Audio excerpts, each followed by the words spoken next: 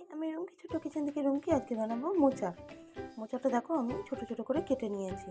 মোচাটাকে আমি লবণ আর হলুদ দিয়ে সেদ্ধ করে নেব। মোচাটা সেদ্ধ হয়ে গেছে, নামিয়ে নেব।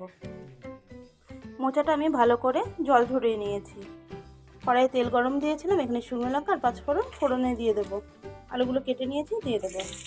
একটু সময় নিয়ে ভালো করে ভেজে নেব। আলুটা ভাজা হতে হতে আমি মশলাটা রেডি করে নেব। এখানে নিয়েছি পাকা কাঁচা লঙ্কা, আদা, জিরে আর ধনে একসঙ্গে মিহি পেস্ট করে নেব। আলুটা ভাজা হয়ে গেছে, এখানে আমি হাফ চামচ কাশ্মীরি লঙ্কা গুঁড়ো, 1 চামচ হলুদ গুঁড়ো নিয়েছি, দিয়ে দেবো।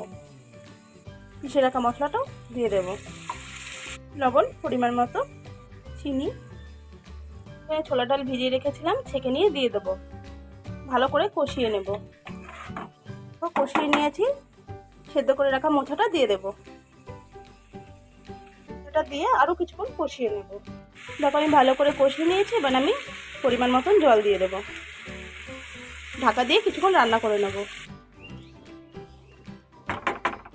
দেখো মোচাটা হয়ে এসেছে, এবার আমি ঘি, হাফ চামচ গরম মশলা গুঁড়ো ভালো করে নাড়িয়ে নিয়ে নামিয়ে নেব। দেখো নামিয়ে নিয়েছি। তোমার ছোলার ডাল দিয়ে নিরামিষ মোচার ঘন্ট আপনাদের কেমন লাগলো কমেন্টে জানাবেন।